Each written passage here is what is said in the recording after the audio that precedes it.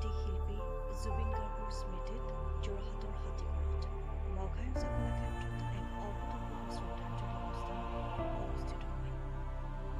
গণশিল্পী মঘায়ুঁজা কলাক্ষেত্ৰত অনুষ্ঠিত এই বিশেষ অনুষ্ঠানত 1000 হেঁতি বন্তি প্ৰজ্বলন কৰি জুবিন গাৰ্গক স্মৰণ কৰা হয়। সহস্ৰাধিক দীপৰ উজ্জ্বল পোহৰে আলোকিত কৰোঁতে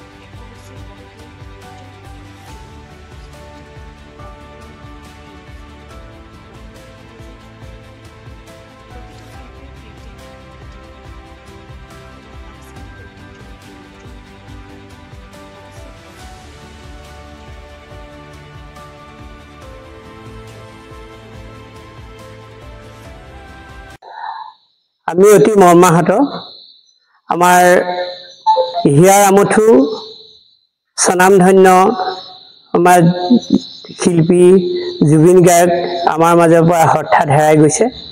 আমাৰ মঘায়ুঁজা কলাক্ষেত্ৰৰ এই বাকৰিত আমাৰ হাতীগড়বাসী ৰাইজৰ যি সহযোগত আমাৰ মঘায়ুঁজা কলাক্ষেত্ৰৰ যুৱ মঞ্চৰ সহযোগত আজি জুবিন গাৰ্গৰ এক শ্ৰদ্ধাঞ্জলি অনুষ্ঠান আমি সকলোৱে আয়োজন কৰিছোঁ।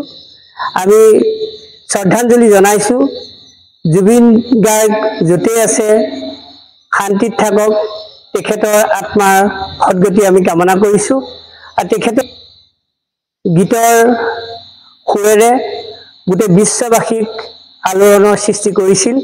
সেইজন মহান শিল্পীলৈ আমাৰ মঘায়ুঁজা কলাক্ষেত্ৰৰ তৰফৰ পৰা আমি তেখেতলৈ শ্ৰদ্ধাঞ্জলি জ্ঞাপন কৰিছোঁ। আমি তেখেতৰ যি যুৱ প্ৰজন্মৰ যি হিয়াৰ আমঠু, সেই হিয়াৰ আমঠুজনক আমি খুব সোনকালে হেৰুৱালোঁ।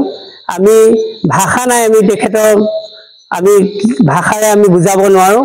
আমি স্তব্ধ হৈ পৰিছোঁ, অসমবাসী স্তব্ধ হৈ পৰিছে। কোনো এটা শব্দ আমি তেখেতৰ ক'ব পৰা নাই। তেখেত আমাৰ মাজৰ পৰা হেৰাই গ'ল যদিও আমি তেখেতক অমৰ কৰি ৰাখিব লাগিব। সমগ্ৰ অসমবাসী ৰাইজৰ যি হিয়াৰ আমঠু, তেওঁ আমাৰ প্ৰত্যেকজন যুৱ প্ৰজন্মই তেওঁ হিয়াৰ আমাৰ যেনেকৈ গণশিল্পী মঘায়ুঁজাৰ ঢোলৰ যাদুকৰ, তেখেতে ঢোলটো লৈ পেলাই বিশ্ব দৰবাৰত খ্যাতি অৰ্জন কৰিলে। সেইজন মঘায়ুঁজাৰ এই জন্মথলীত আমি মঘায়ুঁজা কলাক্ষেত্ৰৰ কেন্দ্ৰীয় সমিতি আৰু যুৱ যি মঞ্চ আৰু মহিলা মঞ্চই এক শ্ৰদ্ধাঞ্জলি জনাইছে, যাতে সেই হিয়াৰ আমঠু জুবিন গাৰ্গক আমি মঘায়ুঁজাৰ দৰে আমি স্থান দিব বিচাৰোঁ।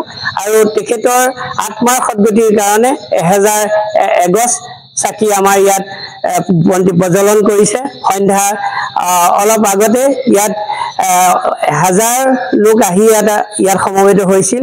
এক সৰ্বধৰ্ম আমি প্ৰাৰ্থনাও আয়োজন কৰিছিলে। তেখেতলৈ আমি সকলোৱে শ্ৰদ্ধা নিবেদন কৰিছোঁ।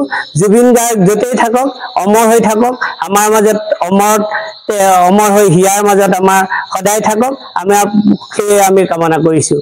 ভগৱানৰ ওচৰত প্ৰাৰ্থনা জনাইছোঁ যে গণশিল্পী মঘায়ুঁজা যেনেকৈ আমাৰ মাজত জীয়াই আছে আৰু আমি জুবিন গাৰ্গকো আমি সদায় জীয়াই ৰাখিম, তাৰ প্ৰতিশ্ৰুতি আমি আপোনালোকৰ আগত আহ্বান জনাইছোঁ।